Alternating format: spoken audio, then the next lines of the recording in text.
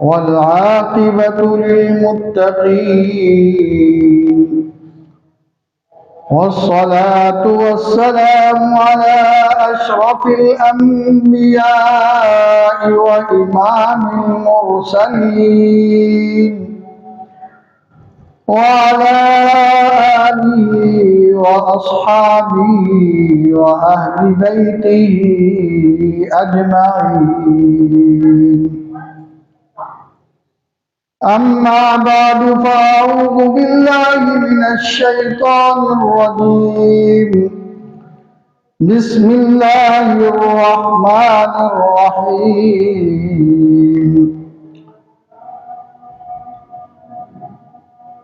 والسابقون الأولون من المهاجرين والأنصار والذين اتبعوهم بإحسان رضي الله عنهم ورضوا عنه، وأعد لهم جنات تجري تحتها الأنهار خالدين فيها أبدا، ذلك الفوز العظيم.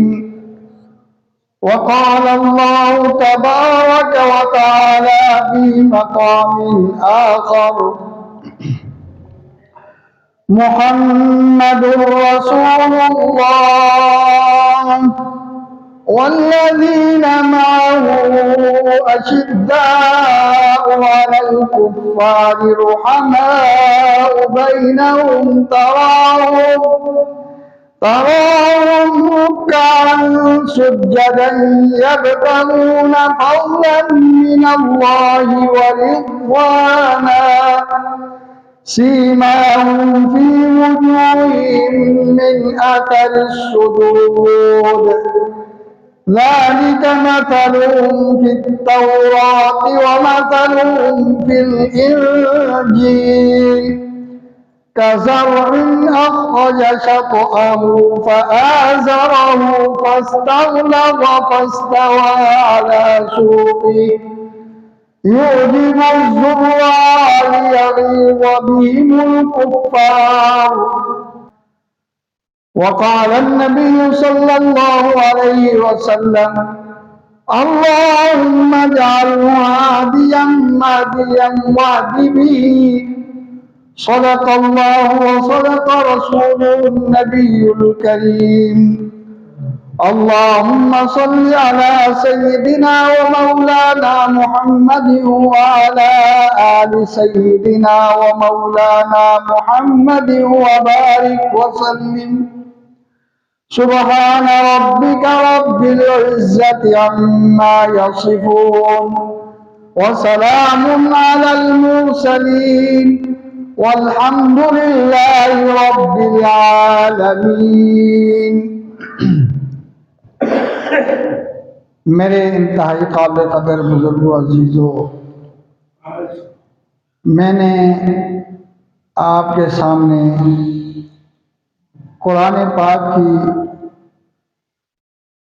मुख्तलिफ मकामात से चंद आयात तिलावत की और नबी अलैहिस्सलाम का एक फरमान भी आपके सामने तिलावत कर दिया।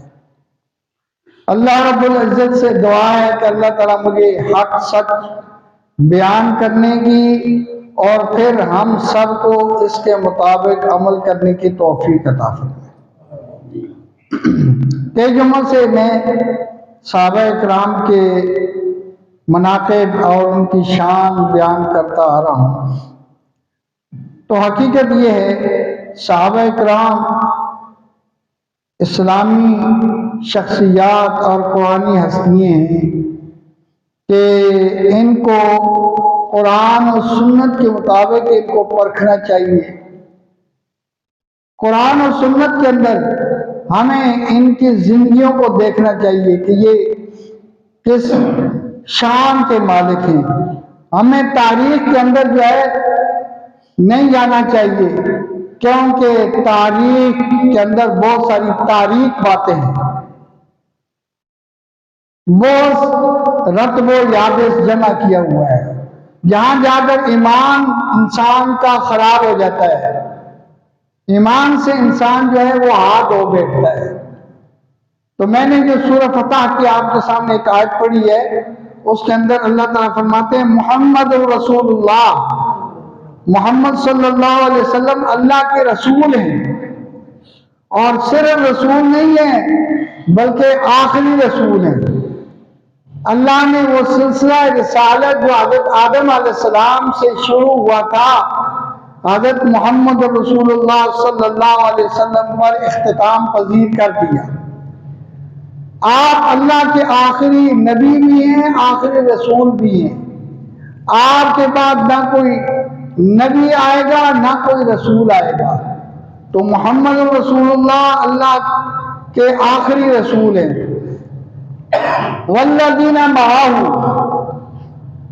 اور وہ لوگ جو آپ کے ساتھ ہیں، یعنی آپ کے شاگرد، آپ کے صحابہ، ان کے تعلقات اللہ پاک نے بیان کر دیے۔ ان کا تعلق اللہ کے رسول کے ساتھ تو یہ ہے والذین معہ، وہ اللہ کے رسول کے ساتھ ہیں، انہوں نے ساتھ دینے میں کوئی کوتاہی نہیں کی، ایک لمحہ کے لیے بھی اللہ کے رسول سے وہ پیچھے نہیں ہٹے۔ بلکہ جب بدر کا موقع آیا، نبی علیہ السلام نے صحابہ سے مشورہ کیا تو حضرت مقدار رضی اللہ تعالیٰ عنہ عرض کرنے لگے، یا رسول اللہ صلی اللہ علیہ وسلم، آپ ہمیں حکم دیں گے تو ہم سمندر کے اندر کود جائیں گے، آپ ہمیں حکم دیں گے تو ہم آگ کے اندر بھی چھلانگ لگا دیں گے۔ ہم قوم موسیٰ کی طرح نہیں ہیں کہ ہم آپ کو یہ کہیں گے فَاذْهَبْ أَنْتَ وَرَبُّكَ فَقَاتِلَا إِنَّا هَاهُنَا قَاعِدُونَ، کہ آپ اور آپ کا رب جا کر لڑے، ہم تو یہاں بیٹھے ہوئے۔ ہم ایسے نہیں ہیں، ہمیں تو صرف آپ کا اشارہ چاہیے۔ تو اس لیے اللہ تعالیٰ فرماتے ہیں والذین معہ، وہ لوگ جو آپ کے ساتھ ہیں وہ آپ کے ساتھ ہی رہے، آپ کے ساتھ انہوں نے چھوڑا نہیں ہے، پیچھے نہیں ہٹے۔ اشداء علی الکفار، اور کفار کے ساتھ تعلق یہ ہے کہ وہ کفار پر بڑے سخت ہیں۔ کفار کے لیے ان کے پاس کوئی نرمی نہیں ہے۔ بہت سارے واقعات ہیں۔ حضرت ابوبکر صدیق رضی اللہ تعالیٰ عنہ جو خلیفہ اول ہیں، جو نبی علیہ السلام کے جانشین، پہلے جانشین ہیں، جو نبی علیہ السلام کے بعد آپ کے جانشین بنے، ان کے بیٹے نے عرض کی، عبد الرحمن نے رضی اللہ تعالی عنہ، کہ ابا جی بدر کے مقام پر آپ میری تلوار کے زد میں 3 مرتبہ آئے تھے، میں نے آپ کو چھوڑا۔ فرمایا کہ بیٹا اگر تو میری تلوار کی زد میں آ جاتا میں تجھے نہ چھوڑتا۔ بیٹے نے استفسار کیا، ابا جی میں بیٹا ہو کر آپ کو چھوڑا اور آپ باپ ہو کر مجھے نہ چھوڑتے؟ فرمایا کہ جب تم نبی علیہ السلام کے مقابلے میں آیا تھا تو میرا بیٹا ہی کب تھا۔ آپ اندازہ لگائیں کہ صحابہ اکرام کے ایمان کس طرح ہے کہ وہ جب کفر اور اسلام کا مقابلہ آتا ہے تو اپنے بیٹے کو بیٹا ہی نہیں سمجھتے۔ فرمایا کہ میں تیرے سر قلم کر دیتا ہوں۔ اور اسی طرح بدر کے قیدیوں کے بارے میں حضرت عمر رضی اللہ تعالیٰ عنہ نے پتہ کیا فرمایا تھا؟ آپ کو علم ہے؟ فرمایا تھا، عرض کی تھی یا رسول اللہ صلی اللہ علیہ وسلم آپ ان سب کا سر قلم کر دیں، اور یہ بات ہے کہ ہر ایک کے حوالے اس کے رشتہ دار کو کر دیں، میرے ماموں اور میرے حوالے کریں، میں اس کے سر قلم کروں گا۔ تو یہ صحابہ اکرام کا ایمان تھا، اور کفار کے مقابلے میں اشداء تھے، رحماء بینہم، آپس میں رحم و کرم والے تھے، رحماء، رحیم، ہمیشہ کے لیے آپس میں ایک دوسرے پر رحیم و کریم تھے، یہاں تک کہ دنیا سے چلے گئے لیکن انہوں نے ایسی مثال قائم کر دی کہ پیاسے ہونے کے باوجود ایک دوسرے کو ترجیح دیتے گئے، یہاں تک کہ سارے کے سارے تینوں چاروں پیاسے چلے گئے، لیکن آپ نے بھائی کو ترجیح دینے میں کوئی کمی نہ چھوڑی۔ یہ صحابہ کرام کی شان ہے، اس شان کو پہنچنا بڑا مشکل ہے، یہ پہنچا ہی نہیں جا سکتا۔ کیوں؟ بات یہ ہے کہ ہم کتنے بھی عمل کر لیں یا کتنا بڑا ولی اللہ بھی کتنے کام کر لے، لیکن وہ درجہ صحابیت کو نہیں پہنچ سکتا۔ یہ وہ منصب نہیں ہے جو انسان اپنے کسب سے حاصل کر لے، یہ منصب اللہ پاک نے جن کو نبی علیہ السلام کی موجودگی میں عطا فرمائے، یہ ان کو ہی ملا ہے، کسی اور کو نہیں مل سکتا۔ میں آگے بات کروں گا انشاءاللہ۔ وَغَمَاءُ بَيْنَهُمْ تَرَاهُمْ رُكَّعًا سُجَّدًا يَبْتَغُونَ فَضْلًا مِنَ اللَّهِ وَرِضْوَانًا۔ اللہ کے ساتھ ان کا معاملہ یہ ہے کہ اللہ فرماتے ہیں تو ان کو رکوع اور سجدہ کرتے ہوئے دیکھے۔ صحابہ کرام کا رکوع سجدہ ہے، اللہ اس کو اپنی کلام کے اندر بیان فرما رہے ہیں۔ یہ میرا اور آپ کا سجدہ نہیں ہے، میرا اور آپ کا سجدہ اور رکوع وہ دکھلانے والا بھی ہو سکتا ہے، لیکن جن کے رکوع اور سجدے کو اللہ پاک اپنا کلام بنا کر بیان فرما رہے ہیں کہ تراہم رکعا سجدا یبتغون فضلا من اللہ ورضوانا، تو ان کا مقصد کچھ اور نہیں ہے، دنیا حاصل کرنا نہیں ہے، کسی کی خوشنودی حاصل کرنا نہیں ہے۔ اگر خوشنودی حاصل کرنا ہے تو وہ اللہ کی رضا، اللہ کا فضل، اللہ کی رضا تلاش کرنا ہے۔ اور فرمایا سیماہم فی وجوہہم من آثار السجود، کہ رکوع اور سجدے کے نشانات ان کے چہروں میں دیکھے جا سکتے ہیں۔ ہم یہ سمجھتے ہیں کہ پیشانی پر جو وہ کالا سا نشان بن جاتا ہے تو ہم سمجھتے ہیں یہ نہیں ہے، کیونکہ یہاں اللہ پاک نے لفظ فرمایا وجوہ، فی وجوہ، وجوہ کا لفظ، وجہ کا معنی ہوتا ہے چہرہ، اور پیشانی کو کہتے ہیں جبا۔ یہاں یہ نہیں فرمایا فی جبائی، بلکہ فرمایا فی وجوہ۔ حضرت شاہ عبد القادر رحمہ اللہ نے لکھا ہے کہ یہاں وجوہ فرمایا ہے اور وجہ چہرے کو کہتے ہیں۔ فرماتے ہیں کہ اگر لاکھوں کا مجمع تابعین کا ہوتا اور ان میں ایک صحابی آ جاتا تو وہ اپنے چہرے کی رونق سے پہچانا جاتا کہ یہ اللہ کے نبی کا صحابی ہے، یہ اللہ کے نبی کا شاگرد ہے۔ حالانکہ تابعین کو معمولی چیز نہیں ہے، لیکن ان میں صحابہ ایسے نظر آتے جیسے کہ ستاروں میں چاند نظر آتا ہے۔ چاند نمایاں نظر آتا ہے کہ نہیں؟ ستاروں میں چاند اگر نکلا ہوا ہو تو نمایاں نظر آتا ہے نا۔ تو حضرت شاہ عبد القادر رحمۃ اللہ علیہ فرماتے ہیں کہ وہ صحابی اپنے چہرے سے ایسے ہی پہچانا جاتا لاکھوں کے مجموع کے اندر۔ تو یہ صحابہ کرام ہیں۔ فرمایا سیماہم فی وجوہہم من آثار السجود ذالک مثلہم فی التوراۃ، یہ مثال تو ان کی کیا ہے؟ تورات کے اندر ہے، ومثلہم فی الانجیل، اور انجیل کے اندر ہے۔ یہ صحابہ کرام کے جو اوصاف ہیں اللہ نے نبی کریم صلی اللہ علیہ وسلم کے بعثت سے کئی 100 سال پہلے ہی اللہ پاک نے پہلی کتابوں کے اندر بیان فرما دیے تھے کہ نبی علیہ السلام کے جو شاگرد ہوں گے وہ ان اوصاف کے مالک ہوں گے۔ اور بعض مفسرین نے تو بڑی خوبصورت بات کی ہے، انہوں نے فرمایا کہ ذالک مثلہم فی التوراۃ، یہاں وقف ہے، یہاں تک جو اوصاف بیان ہوئی ہے تو تورات کے اندر ہے، ومثلہم فی الانجیل، اور ان کی مثال انجیل کے اندر تو یوں ہے کَزَرْعٍ أَخْرَجَ شَطْأَهُ فَآزَرَهُ فَاسْتَغْلَظَ فَاسْتَوَىٰ عَلَىٰ سُوقِهِ يُعْجِبُ الزُّرَّاعَ لِيَغِيظَ بِهِمُ الْكُفَّارَ، کہ اللہ انجیل کے اندر صحابہ کرام کی مثال تو کھیتی کے ساتھ بیان فرماتے ہیں۔ جس طرح جب آپ کاشت کرتے ہیں تو زمین سے وہ بیج ایک باریک سوئی کی طرح اس کی کومپل نکلتی ہے، پھر وہ رفتہ رفتہ وہ بڑھتا ہے، پھر مضبوط ہوتا ہے، پھر وہ اپنے تنے پہ کھڑا ہو جاتا ہے، یعجب الزراع، جب وہ کھیتی تیار ہو جاتی ہے اللہ تعالیٰ فرماتے ہیں کہ کسانوں کو وہ خوبصورت لگتی ہے۔ اب آپ نے اور ہم نے کبھی کھیتی دیکھی ہو تو یہ ہم ذمہ دار سے پوچھ سکتے ہیں کہ جب تیری کھیتی تیار ہوتی ہے تو کیسا لگتا ہے، کتنی خوبصورت، خاص کر صبح کے ٹائم پہ جب وہ کھیتی دیکھتا ہے تو وہ کتنا خوش ہوتا ہے۔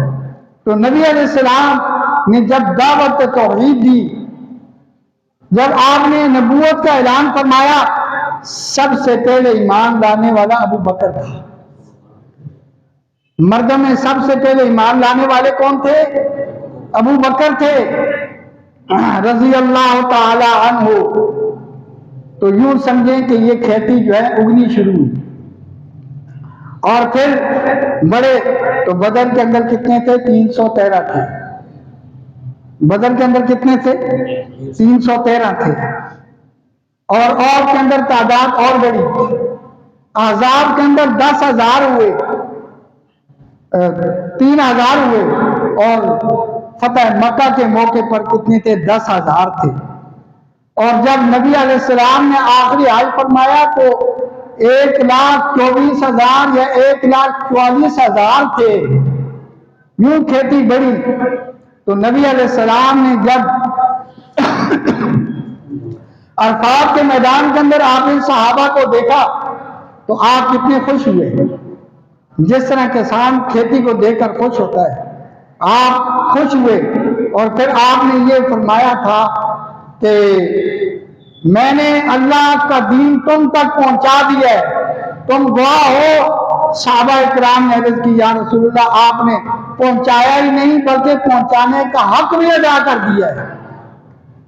تو پھر فرمایا کہ فَلْيُبَلِّغِ الشَّاهِدُ الْغَائِبَ، حاضرین غائبین تک پہنچائیں۔ پھر صحابہ اکرام نے وہاں اپنے گھروں کو واپسی نہیں سوچی تھی، وہاں سے ہی نکل پڑے تھے اور مشرق و مغرب تک نبی علیہ السلام کے دین کو پہنچایا۔ آج ان کی محنت ہے کہ آج میں اور آپ مسجد کے اندر بیٹھے ہوئے ہیں، ہم اللہ کے دین کی باتیں کر رہے ہیں، یہ صحابہ اکرام کی محنت ہے۔ اگر صحابہ اکرام کی محنت نہ ہوتی تو ہم آج کہاں مسلمان ہوتے، ہم کہاں دین کی باتیں کر رہے ہوتے، کہاں یہ میں ممبر پر بیٹھا ہوتا اور آپ ایک باتیں سن رہے ہوتے؟ یہ ہو سکتا تھا؟ یہ صحابہ اکرام کی محنت ہے۔ اور آخری جملہ فرمایا لِيَغِيظَ بِهِمُ الْكُفَّارَ، کہ کسان کو تو یہ کھیتی بڑی اچھی لگتی ہے لیکن کافروں کو اس سے غصہ آتا ہے۔ امام مالک رحمۃ اللہ علیہ فرماتے ہیں کہ جو شخص صحابہ اکرام کے تذکرے سے غصہ کرے، اس کو برا لگے، تو فرمایا کہ وہ ایمان سے خالی ہے، وہ ایماندار نہیں ہو سکتا۔ جس کو صحابہ کسی صحابی کی بات پر بھی غصہ ہے وہ ایماندار ہو ہی نہیں سکتا۔ آج رجب کی 21 تاریخ ہے، آج رجب کی کیا ہے؟ 21 تاریخ ہے۔ کتنی ہے؟ اور کل کیا تاریخ ہوگی؟ 22 رجب۔ آپ کو پتا ہے کہ 22 رجب کو کیا ہوا تھا؟ سن 60 ہجری کے اندر 22 رجب کو حضرت معاویہ رضی اللہ تعالیٰ عنہ نے وفات پائی تھی، اور یہ اللہ کے نبی کے بڑے جلیل قدر صحابی ہیں۔ ان کے لیے اللہ کے نبی نے فرمایا اللہم اجعلہ ہادیا مہدیا، کہ اللہ اس کو ہادی بنا، ہدایت دینے والا بنا، اور اس کے ذریعے سے یا اللہ ہدایت دے۔ اور ایک اور حدیث اس کے اندر اللہ کے نبی فرماتے ہیں اللہم علمہ الکتاب والحساب وقیہ العذاب، اللہم علمہ الکتاب والحساب وقیہ العذاب، اے اللہ اس کو کتاب کا علم عطا فرما اور حساب کا علم عطا فرما، اور یا اللہ ان کو عذاب سے بچا دے۔ جب دعا کرے محمد رسول اللہ صلی اللہ علیہ وسلم، اللہ کے برگزیدہ نبی، اور دعا قبول کرنے والے کون ہیں؟ اللہ، تو پھر آپ سمجھ لیں کہ اس دعا کی قبولیت میں کوئی شک شبہ ہو سکتا ہے؟ کوئی شک شبہ نہیں ہو سکتا۔ اور پھر اللہ کے نبی کریم صلی اللہ علیہ وسلم کے پاس جب ان کے والد ابو سفیان رضی اللہ تعالیٰ عنہ لائے، عرض کی یا رسول اللہ صلی اللہ علیہ وسلم یہ میرا بیٹا معاویہ ہے، اس کو آپ جائیں تو بارڈر پہ بھیج دیں، سرحد پہ بھیج دیں، اسلامی سرحد پہ بھیجیں، وہاں یہ جہاد کرے، آپ جیسے چاہیں۔ تو نبی کریم صلی اللہ علیہ وسلم نے ان کا انتخاب فرمایا کہ یہ وہی لکھنے کے لیے ان کو منتخب فرما دیا، فرمایا کہ یہ وہی لکھیں گے، کہ یہ کاتب ہیں۔ اور نبی علیہ السلام ان سے خطوط لکھواتے، جب بھی کسی بادشاہ کو خط لکھوانا تھا تو نبی علیہ السلام حضرت معاویہ رضی اللہ تعالیٰ عنہ کو بلاتے اور ان سے خط لکھواتے۔ جب وحی نازل ہوتی تو بہت سارے صحابہ اکرام وحی لکھنے پر معمول تھے، تو نبی علیہ السلام ان سے بھی وحی لکھواتے تھے۔ اور اللہ پاک ان کی شان میں کیا فرماتے ہیں جو وحی لکھنے والے؟ فرمایا فی صحف مکرمۃ مرفوعۃ مطہرہ بأیدی سفرۃ کرام بررہ، کہ قرآن پاک بلند صحیفوں میں ہے، اونچے صحیفوں میں ہے، عزت والے صحیفوں میں ہے، اور پاکیزہ صحیفوں میں ہے۔ جتنا قرآن پاک کو مرتبہ حاصل ہے، اسی طرح فرمایا بأیدی سفرۃ کرام بررہ، کہ لکھنے والے ہاتھ بھی جو ہیں وہ بڑے معزز ہیں، بڑے عزت والے ہیں۔ تو آپ اندازہ لگائیں کہ جب صحابہ اکرام وہی لکھ رہے ہیں تو اللہ ان کی شان بیان فرما رہے ہیں، تو پھر مجھے اور کسی اور کو اس کی اندر کوئی ڈاؤٹ، کوئی شک کرنے کی گنجائش ہے، ہو سکتی ہے؟ یا کسی صحابی کے بارے میں کوئی بات کر سکتے ہیں؟ یقین کریں کہ بعض صحابہ اکرام ایسے ہیں کہ جن کی شان کے اندر لوگ گستاخی کر کے اپنا ایمان خراب کرتے ہیں، اپنی آخرت خراب کرتے ہیں، برباد کرتے ہیں۔ اللہ کے نبی نے، میں نے جو سورہ حدید کی آیت آپ کے سامنے پڑھی ہے، فرمایا کہ جنہوں نے ہجرت سے پہلے، فتح مکہ سے پہلے خرچ کیے وہ تو عظیم ہیں، عظیم تر ہیں، لیکن اللہ تعالیٰ یہ بھی فرمائے وَكُلًّا وَعَدَ اللَّهُ الْحُسْنَى، کہ اللہ نے سب کے ساتھ جنت کا وعدہ کر دیا۔ حسنہ سے مراد کیا؟ جنت۔ اللہ نے سب کے ساتھ کیا کیا ہے؟ جنت کا وعدہ۔ بول لیں یار، اللہ نے سب کے ساتھ کیا کیا ہے؟ نبی کریم صلی اللہ علیہ وسلم کا ہر صحابی جس نے ایک لمحے کے لیے بھی نبی کریم صلی اللہ علیہ وسلم کی ملاقات حاصل کی ہے، وہ جنتی ہے۔ نبی علیہ السلام کا ہر صحابی جنتی ہے، یہ اللہ فرما رہے ہیں، کوئی اور نہیں فرما رہا۔ وَكُلًّا وَعَدَ اللَّهُ الْحُسْنَى، اللہ پاک فرما رہے ہیں بے شک صحابہ کرام کے درجات کے اندر تو فرق ہے۔ اگر کوئی شخص کہے حضرت علی اور حضرت معاویہ ان کے درجے میں، تو بہت زیادہ فرق ہے، کیونکہ حضرت علی رضی اللہ تعالیٰ ان کی بھی یہ 13 رجب کو پیدائش کا دن گزرے، تو حضرت علی رضی اللہ تعالیٰ اولین سابقین میں سے ہیں، ان کا درجہ بہت بلند ہے۔ لیکن صحابی ہونے میں سب برابر ہیں، سب اللہ کے نبی کے شاگرد ہیں۔ اگرچہ اللہ نے رسولوں کو بھی تو فرمایا تِلْكَ الرُّسُلُ فَضَّلْنَا بَعْضَهُمْ عَلَىٰ بَعْضٍ، یہ سب رسول ہیں، لیکن ہم نے بعض کو بعض پر کیا فضیلت دی ہے۔ سارے رسول ہونے میں تو برابر ہے، لیکن درجات ان کے بھی مختلف ہیں۔ اسی طرح حضرت علی اور حضرت معاویہ رضی اللہ تعالیٰ عنہ یہ صحابی ہونے میں برابر ہیں، لیکن ان کے درجات بہت بلند ہیں۔ حضرت علی رضی اللہ تعالیٰ عنہ کا درجہ حضرت معاویہ رضی اللہ تعالیٰ عنہ کے مقابلے میں بہت اونچا ہے، اولین سابقین میں سے ہیں۔ لیکن اگر کوئی آدمی یہ سمجھے کہ وہ حضرت معاویہ رضی اللہ تعالیٰ کے اوپر کوئی ان کے لیے ناقد بنے، تو یہ کسی کو اجازت نہیں ہے۔ اللہ تعالیٰ سے دعا ہے کہ اللہ تعالیٰ ہمیں صحابہ اکرام کی شان پہچان کر اور ان کے ساتھ محبت کرنے کی توفیق عطا فرمائے۔ آپ سے عرض یہ ہے کہ یہاں مسجد کے اندر آنے میں ہم بڑی دیر کر دیتے ہیں، بالکل آخر میں آتے ہیں، تو حالانکہ جمعے کا دن ہے، یہ ہمارا اہم ترین دن ہے ایمان والوں کا، تو جمعے کے دن تو ہمیں اہتمام کرنا چاہیے کہ اللہ نے جمعے والے دن ہمیں یہ فرمایا فَإِذَا قُضِيَتِ الصَّلَاةُ فَانْتَشِرُوا فِي الْأَرْضِ کہ جب جمعے کی نماز ہو جائے اس کے بعد تم جو ہے نا زمین کے اندر پھیل جاؤ، اللہ کا فضل تلاش کرو۔ جمعے کی نماز سے پہلے تو ہمیں جمعے کا اہتمام کرنا چاہیے۔ ہم بالکل جب اذان ہو رہی ہوتی ہے، خطبہ ہو رہا ہوتا ہے، اس وقت آتے ہیں، یہ ہمارا مناسب رویہ نہیں ہے۔ ہمیں اہتمام کر کے جو ہے نا یہاں تقریر شروع ہونے سے پہلے ہمیں آنا چاہیے۔ اور لاہور کے اندر ایسی مثالیں موجود ہیں، خود ہمارے جو شاہد صاحب ہیں ہمارے محترم، ان کے محلے کی جو مسجد ہے، ان سے پوچھیں آپ، ان کے محلے کی مسجد جو پاک بلاک کی مسجد ہے، وہاں جو ہے وہاں جگہ نہیں ملتی ہے، لوگ سب سے پہلے آئے ہوتے ہیں، مسجد بھری ہوتی ہے۔ تو اس طرح ان کی یہ مسجد جو ہے نا یہ بھی بھرنی چاہیے تاکہ جو ہے تقریر شروع ہونے سے پہلے مسجد بھری ہوئی ہو۔ پھر آپ کو یہ بھی پتہ ہونا چاہیے کہ چلو مجھے تو نظر نہیں آتا، آپ ہوں گے یا نہیں نہ ہوں گے، میں نے تو بیان کر لینا ہے، لیکن جو نظر والا خطیب ہوگا جب وہ دیکھے گا مجمع نہیں ہوگا تو اس کو یقین کریں بیان کرنے کا کبھی مزہ نہیں آئے گا۔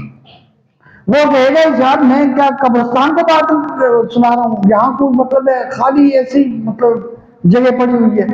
تو اس لیے مسجد کو آباد کرنا چاہیے، اور آپ محبت سے آئیں گے، اور مسجد میں سب سے پہلے آنے والے کو پتہ ہے کتنا ثواب ملتا ہے؟ آپ کو پتہ ہے سب سے پہلے جو مسجد میں آتا ہے نا اس کو اللہ پاک اونٹ قربان کرنے کا ثواب عطا فرماتے ہیں۔ تو آپ یہ نیکی حاصل نہیں کرنا چاہتے ہیں؟ آپ کو ضرورت ہے یا نہیں ہے؟ سب کو ہے نا، تو پھر سب کو آنا چاہیے، مجھے بھی آنا چاہیے، آپ کو بھی جلدی آنا چاہیے۔ اللہ تعالی ہم سب کو اس پر عمل کرنے کی توفیق عطا فرمائے۔ وآخر دعوانا الحمدللہ۔